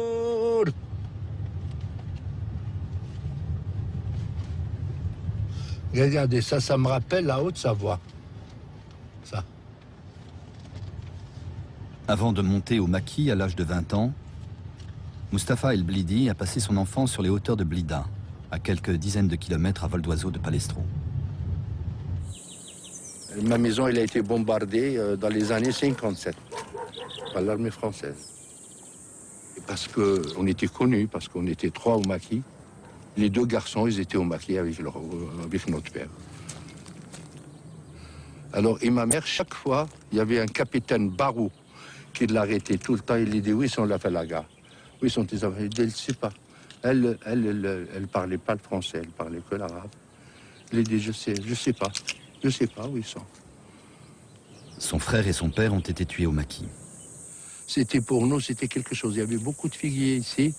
Il y avait un prunier là-bas, juste un petit peu plus bas là.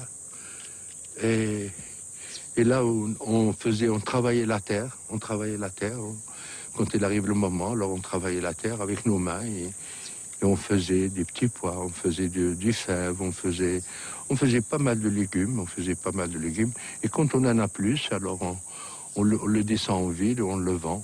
On fait le porte-à-porte chez les Européens, on faisait le porte-à-porte et on leur apporte des légumes.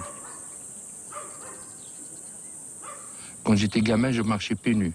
On chassait des lièvres dans la forêt, et après on met sa peau, on fait la peau séchée et on trouait de chaque côté, on mettait des morceaux de tissu comme ça pour qu'on n'a pas froid et on marchait avec ça. Après, on a commencé les pneus. On coupait les pneus et on faisait des petits trucs en cuir et on attachait et le bas c'est les pneus de voiture. Et là, quand j'ai commencé, j'ai pris le maquis, c'est là où je commençais à avoir une paire de chaussures jusqu'à le jour où j'ai enlevé dans le chose d'un mort. Ça a été dans une embuscade, et c'est là où j'avais enlevé la tenue et en même temps la chaussure. Mais la chaussure, elle était plus grande. Mais je mettais des chiffons dans l'intérieur pour marcher.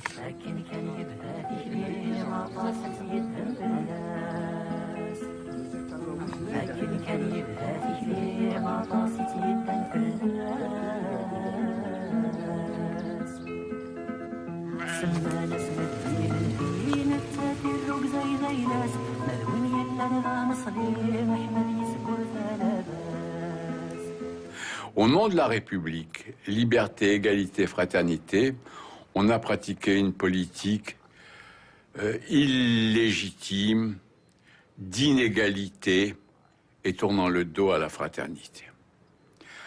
Un exemple très clair de ce que j'avance, c'est par exemple l'école.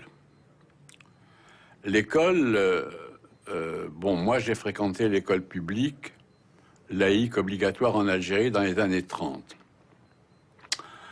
J'avais dans la classe un certain nombre, dans mes classes, les classes que j'ai suivies, j'avais un certain nombre de mes camarades qui étaient arabes, des Algériens. Ils appartenaient pas au gratin de ce monde arabe. C'était souvent des petites gens. Mais ces enfants ne représentaient que 5 à 10% de la population scolarisable. Les écoles primaires ont été construites d'abord dans les villes et les villages de colonisation. La grande majorité des enfants indigènes en est donc exclue. Dans les années 40, Mustapha El Blidi a pourtant espéré rentrer à l'école. Le directeur, il était là, et il l'appelait, il a sorti la liste, et commençait à appeler à tout le monde. Après, ils m'ont mis dehors, parce qu'il n'y avait pas mon nom. Et ma mère, elle est rentrée, elle a commencé à pleurer, il lui demandait si elle pouvait me faire rentrer. Elle a dit non. Alors, je suis remonté en montagne avec ma mère. Et je suis allé, parce que l'école de Coran, de Louha, là, qu'est-ce qu'on appelle la planche, dans le temps, et c'était loin. Il faut que je fasse 3 heures, 4 heures pour y aller à l'école. Et je suis allé quelque temps pour lire l'arabe, mais j'arrivais pas. Et ma mère, elle n'en avait pas. J'ai commencé à travailler à l'âge de 2 ans. J'ai commencé à travailler. Au début des années 50, le taux de scolarisation a légèrement progressé, mais reste encore très faible. On atteint à peine les 15% d'enfants scolarisables. Ça, c'est moi. École élémentaire, deuxième année. 54-55.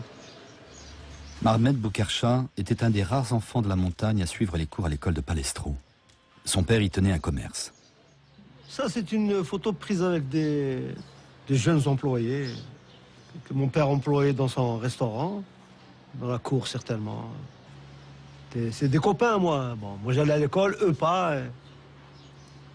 L'école de Palestro était composée d'enfants algériens et d'enfants français, fils de petits employés, des postes, des ponts et chaussées, des contributions, fils d'instituteurs, et puis des fils de colons. Rares les fils de colons. Parce que généralement, ils allaient tous dans des institutions religieuses et payantes. Mais la ségrégation se faisait par le matériel. C'est-à-dire beaucoup de gens ne pouvaient pas envoyer leurs enfants à l'école parce qu'ils n'avaient pas les moyens de les vêtir, de leur acheter les vêtements qu'il faut pour l'école, de leur acheter les fournitures qu'il faut pour l'école. Il n'y avait pas. L'école était une école républicaine, si vous voulez. L'école était une école républicaine où on nous apprenait que les gens sont égaux et que la liberté, c'était le terreau d'ailleurs. C'est ça qui a fait qu'après, beaucoup de gens instruits, etc., ont commencé à se poser un certain nombre de questions. Moi, personnellement, j'ai commencé à me poser ce genre de questions à partir de l'âge de 9 ans, 10 ans. Quand, par exemple, vous passez dans un endroit et que votre père vous dit ici, ça appartenait à mon arrière-grand-père. Eux. Là, c'était le marché de nos ancêtres. Là, c'était... ce colon, il est installé sur les terres qui ont été spoliées à telle ou telle famille. Vous commencez à vous poser des questions. Et puis après, c'est venu très vite. Parce que 54, 55, 56, ça a commencé à devenir très violent. Quand vous sortez de chez vous et pour aller à l'école, et vous voyez les hélicoptères tournoyer sur les crêtes et lâcher des bombes et du napalm, etc. Oui, bien sûr, tous les jours. Juin 1957. Un an après l'embuscade, un cran de plus dans la pression que l'armée française exerce sur les maquis. Pour les priver du soutien des habitants, on décide de vider les montagnes autour de Palestro. Les populations qui ont déjà subi la violente répression consécutive à l'embuscade se retrouvent une fois de plus en première ligne.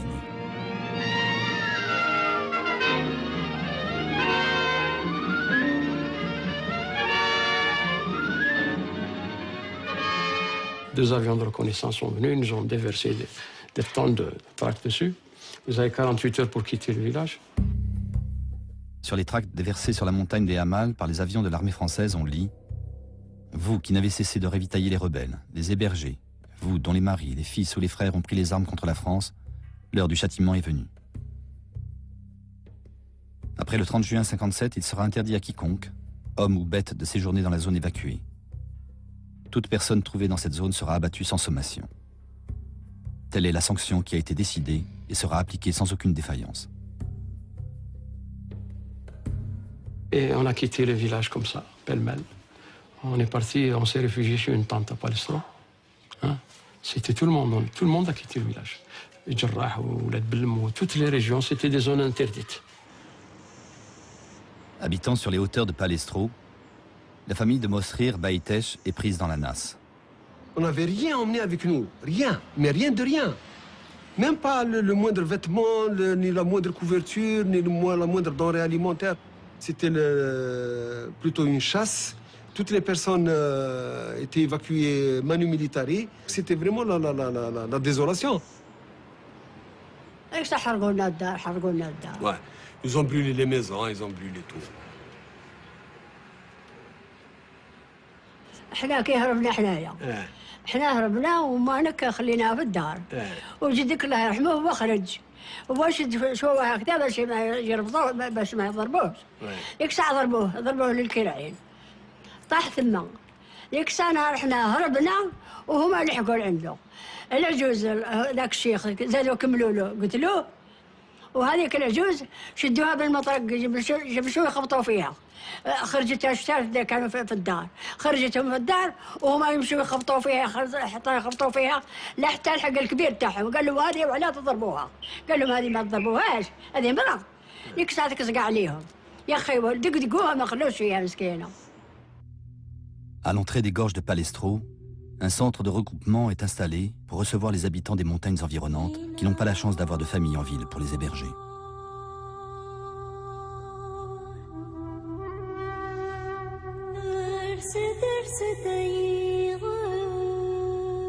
Encadrés par les soldats, les habitants évacués sont réquisitionnés.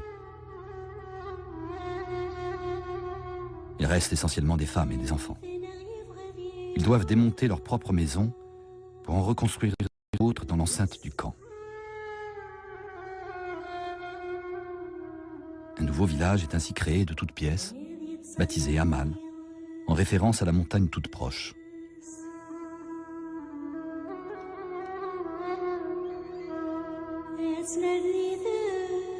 Le regroupement, c'était avec beaucoup d'enfants qui se retrouvaient dans une promiscuité très difficile à vivre, et dans des conditions d'hygiène, mais alors déplorables. Donc c'était une vie vraiment, vraiment difficile. Bon, mais quelque part, ça nous a permis d'aller à l'école parce qu'on était regroupés, on pouvait aller à l'école. Et c'est peut-être grâce à ces regroupements que j'ai pu aller à l'école moi-même. Sinon, de la montagne là-haut, je ne pouvais pas descendre tout seul à l'école. C'était quasiment impossible. Donc, si on peut dire quelque part, ça nous a permis d'aller à l'école. Ça, au moins, c'était quelque chose de bénéfique pour nous.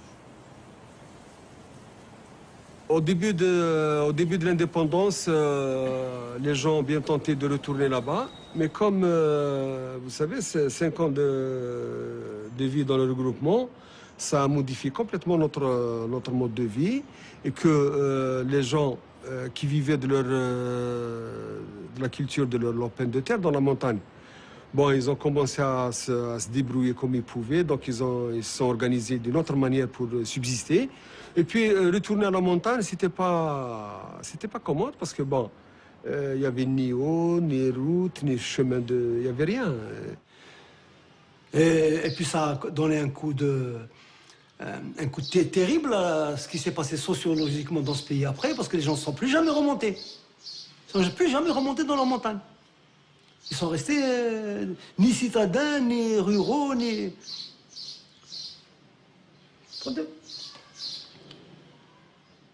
Ce jour est le jour de la victoire du peuple.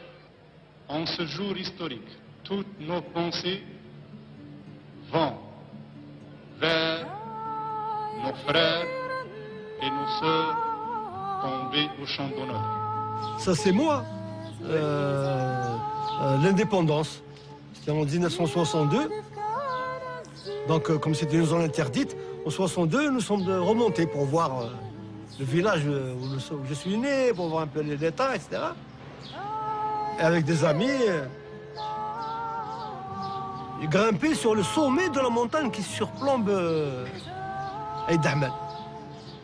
Donc en contrebas, on voit l'Oued d'Isser, la voie ferrée, les gorges.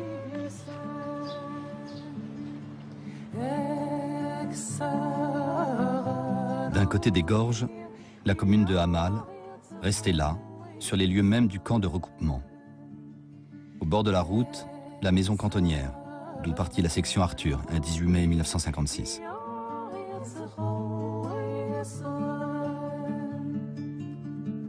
De l'autre côté des gorges, dès l'indépendance, Palestro a été rebaptisé Lahdaria, en hommage à Sil Lahdar, compagnon de Ali Khoja et grand chef militaire de la région. Très vite, le monument Bassetti a été rasé. Bien des années plus tard, en 2007, les restes mortels des Européens de Palestro ont été déplacés et inhumés sous une stèle à une 60aine de kilomètres à l'intérieur des terres. Comme pour les 23 000 autres Français morts pour la France en Algérie, une pierre a été scellée dans le granit au nom de chacun des rappelés de la section Arthur, au mémorial de Montredon-l'Abbessonnier.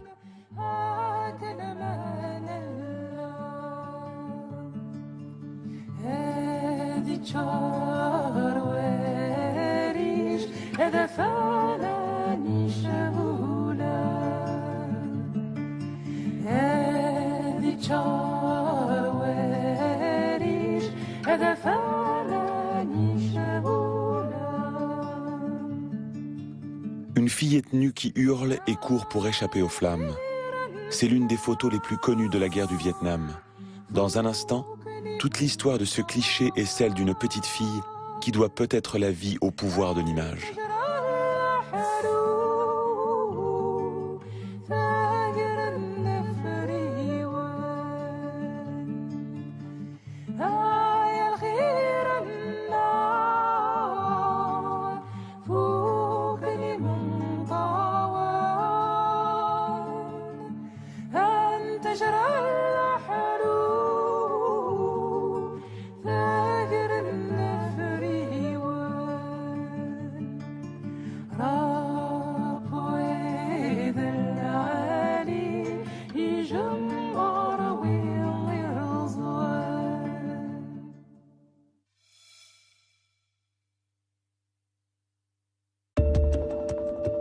Ce programme vous a été présenté en partenariat avec France Culture.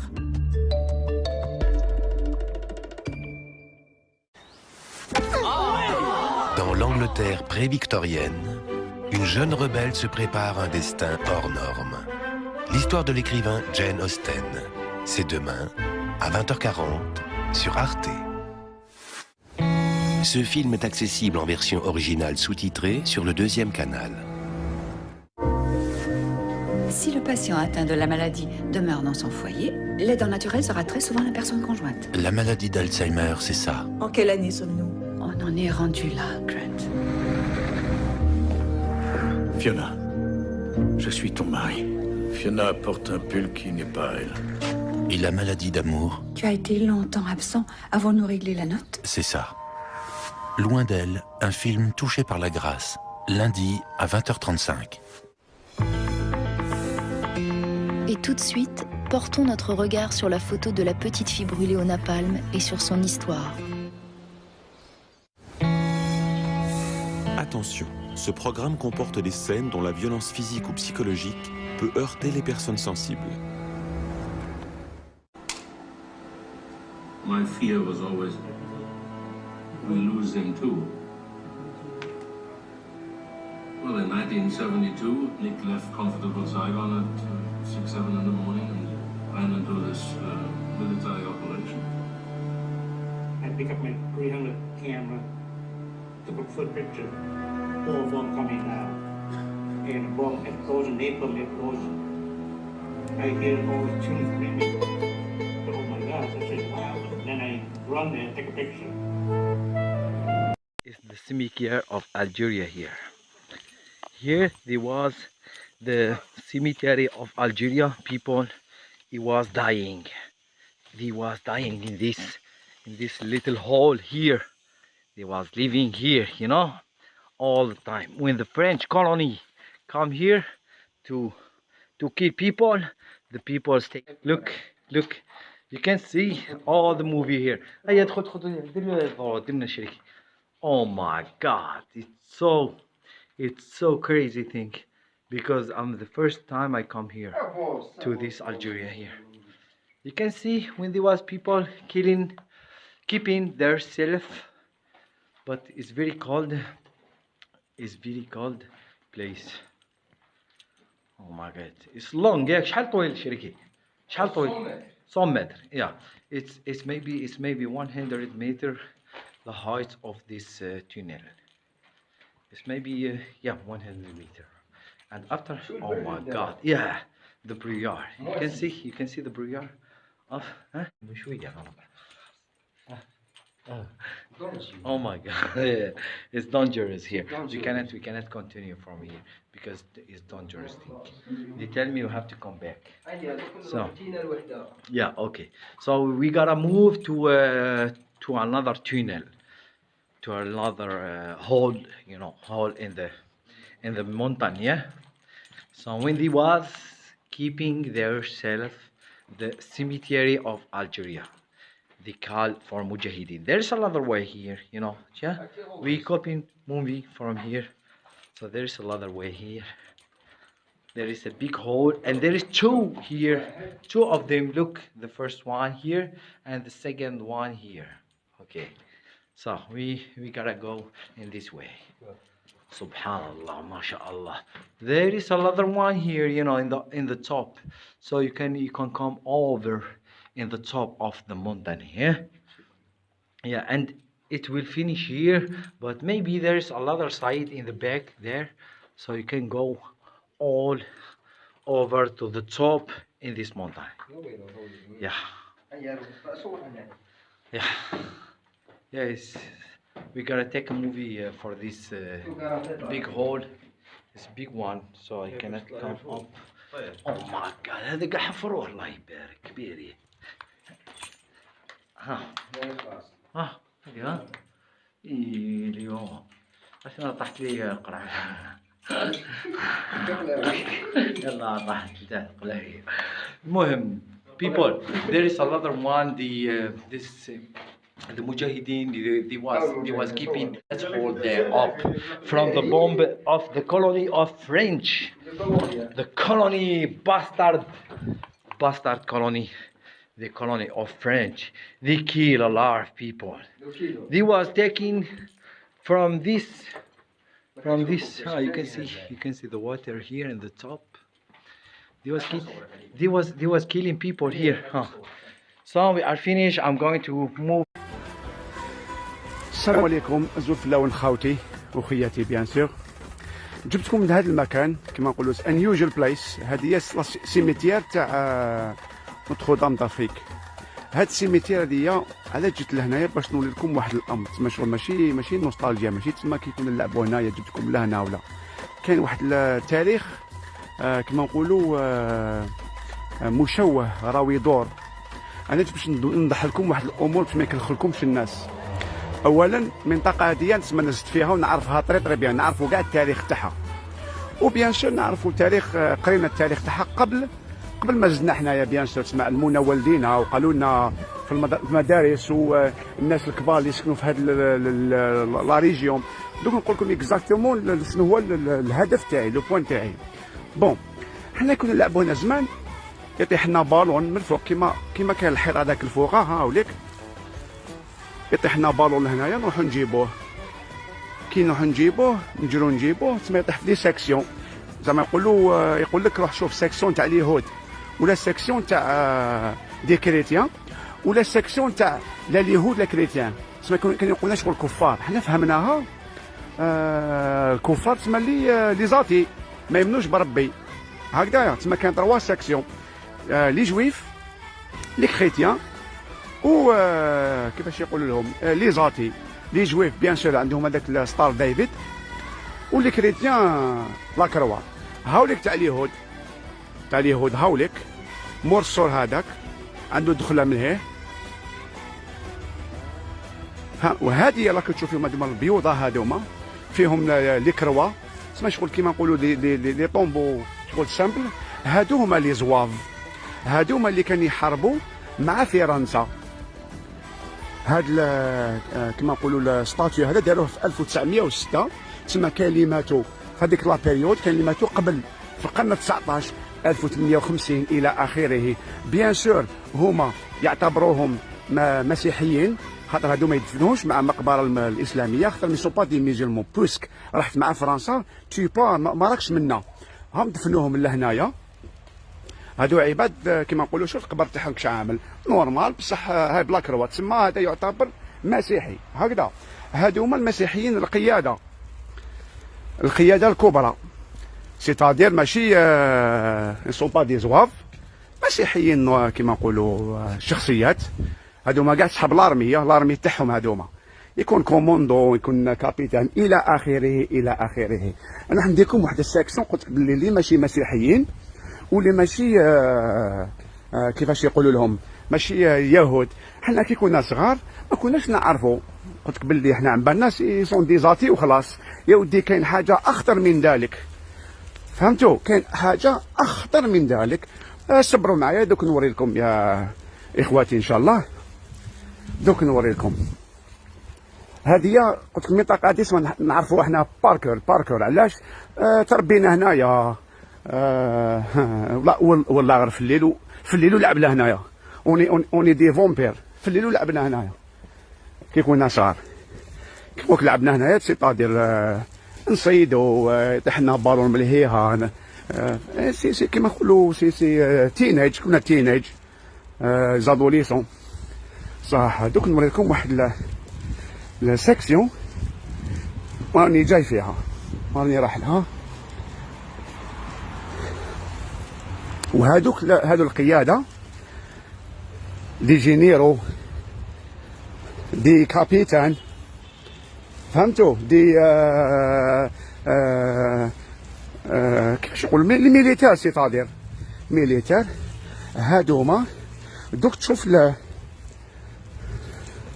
السكاره فاش تاعهم، تشوف الكتيبه، اقرا مليح واش مكتوب هنايا، بتشوفوا لا ريزيستونس الحقيقيه وين كانت. ما يكلخلكمش الناس، ما يتمسخروش بكم، الناس ما يعرفوش التاريخ، يحبوا يشوهوه، ويحبوا يشوهوا منطقه من منطقات الجزائر. هما احرار. دوك نوري لكم.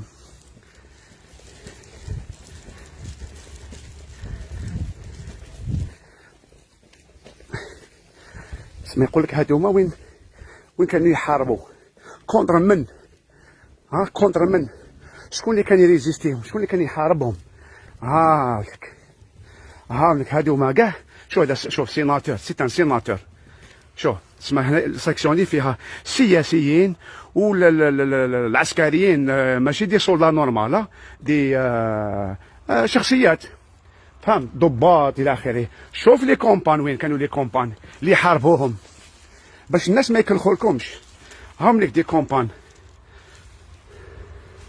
غروند كابيلي 1854، هذيك كريميا وور، هذه تعرفوها الكريميا وور، القرميه هذه تاع اللي قدام الروس. وهذه كابيل دي جورجوا. شوفوا 54 3 ans ابري. شوفوا ريزيستونس وين كانت يا خوتي. بون مروك بيان سور خاوتنا المراكا 59. وغروند كابيلي اكان شوف 1860 3 ans ابري.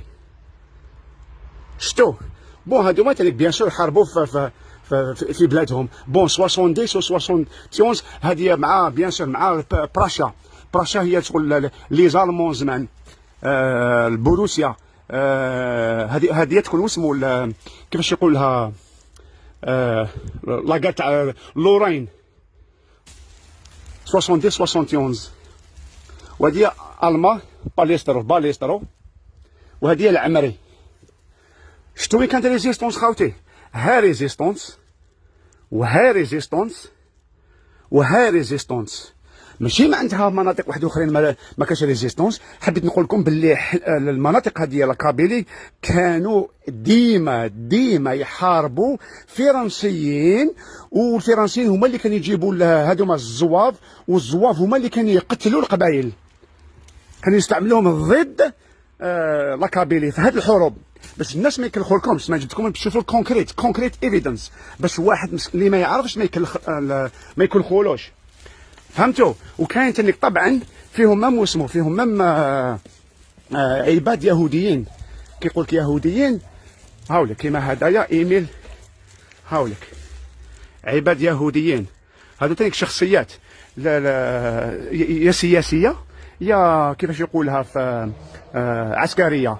قلت لك بلي اللي وريتها لكم قبيله تاع اليهود هذوك تاع عباد نورمال تسمى سيتيزنز، فهمتوا؟ بصح نقول لكم حاجه اخطر من هذه، اخطر. بتشوفوا باللي حنا كنا النيه كان حوايج في الجزائر ما كناش نعرفوهم، كان بلون، كانت اجنده حنا ما نعرفوش لا غالب جو فرنسا استعمرونا، حنايا رحنا حاربناهم، بصح حنا عم بالنا باللي مسيحيين كونتر المسلمين. هي يا ودي اكثر من ذلك، اكثر من ذلك، اضخم من ذلك. دوك تشوفوا خاوتي، حنا كنا صغار كنا نشوفوا هاد الليسين كي رحت كي جيت لاوروبا كنت نتعلم امور، على هذيك تاع لي بيراميد. فاش يفكركم من لي بيراميد؟ فاش يفكركم؟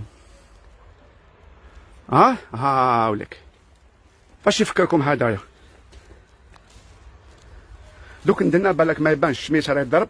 هايلك شتو فري مايسن، سيكسيون هادية تاع فري مايسن. شوف القضية راهي كبيرة القضية.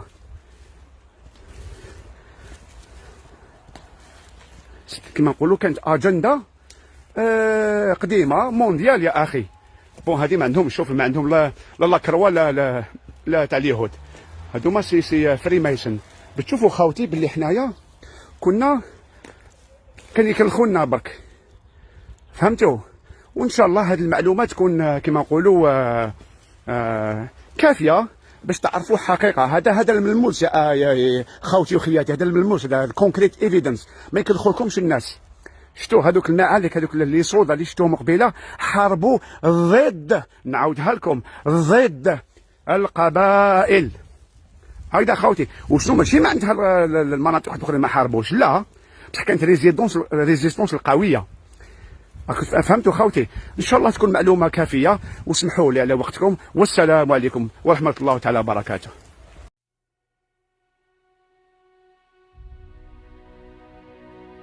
النسر طائر رائع، معروف بقوته وقدرته على الطيران على ارتفاعات عالية. إنه يطير حيث لا يستطيع أي طائر آخر. إنه طائر يتميز بالقوة والذكاء والأنفة، ويمكننا تعلم العديد من الدروس منه. إليكم العقليات السبع التي يمكن أن نتعلمها من النسر. ولكن قبل أن نبدأ، لا تنسوا الاشتراك في قناتكم التحفيز اليومي. أولاً، النسور تطير بمفردها على علو شاهق.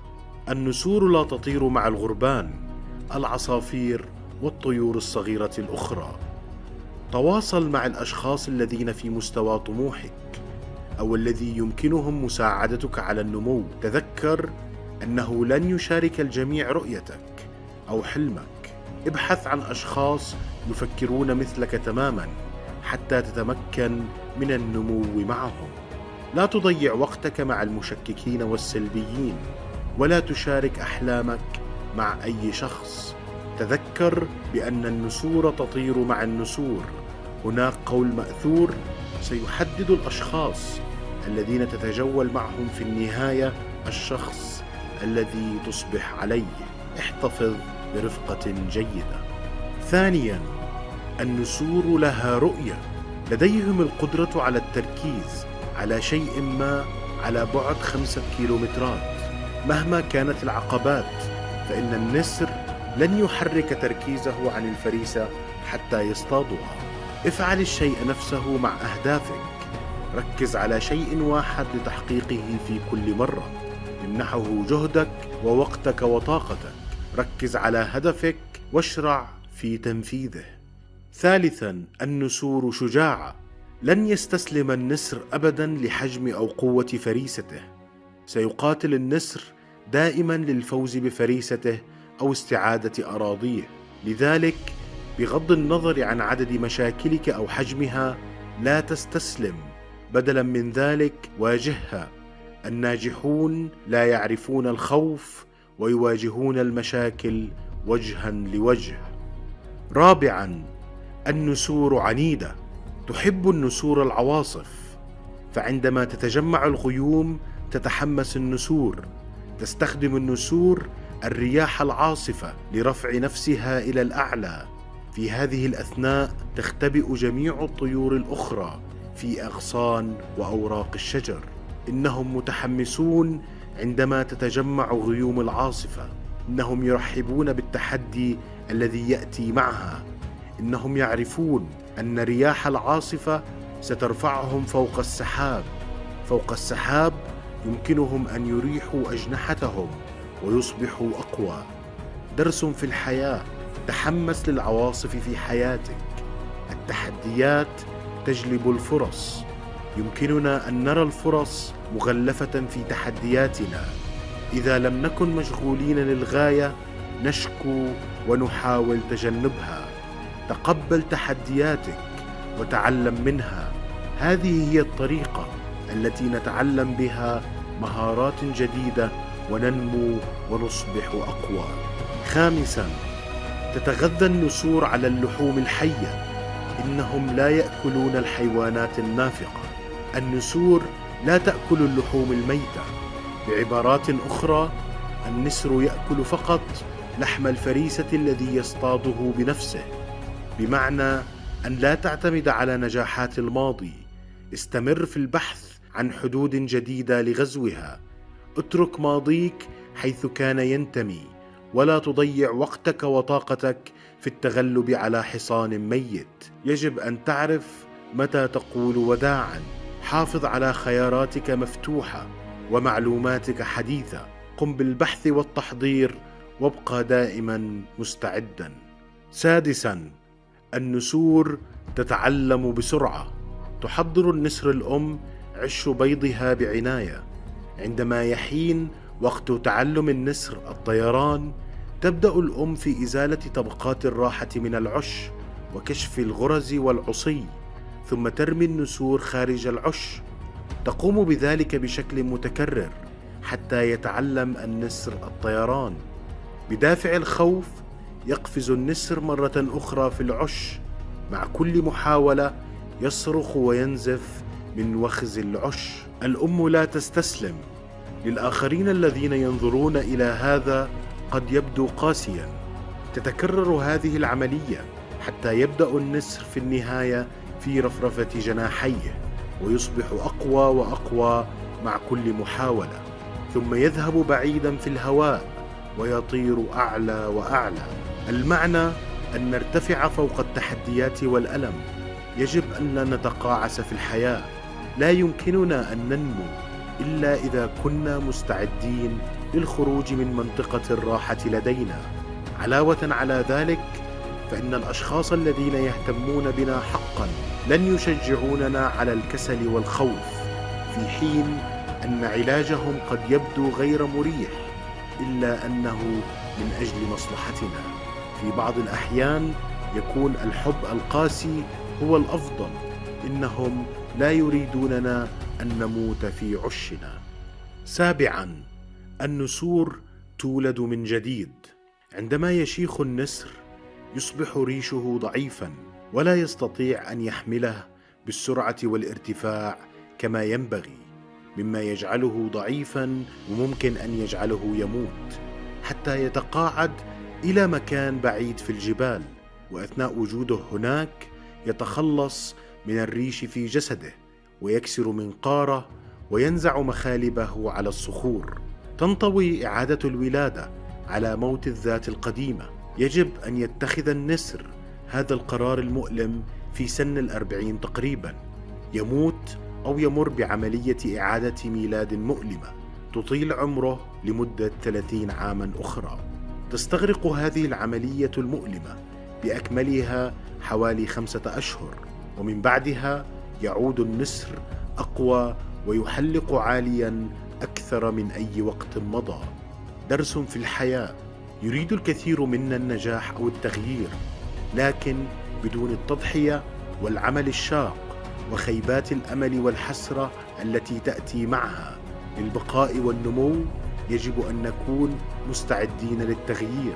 وفي بعض الأحيان قد نحتاج حتى نستطيع إلى المضي قدما موت الذات القديمة والولادة الجديدة، إنهاء العلاقات السامة وترك الوظائف السامة، والتخلص من العادات والأفكار والتقاليد والعقليات المدمرة التي لم تعد تخدمنا. أعزائي، للوصول إلى المرحلة أو الفصل التالي من حياتنا ومهننا وعلاقاتنا وما إلى ذلك، دعونا نتعلم من النسر ونكون على استعداد لتطبيق هذه المبادئ في حياتنا. التغيير هو في حدود قوتنا إذا كنا نؤمن به. تذكر أن تكون نسرا وتحلق عاليا.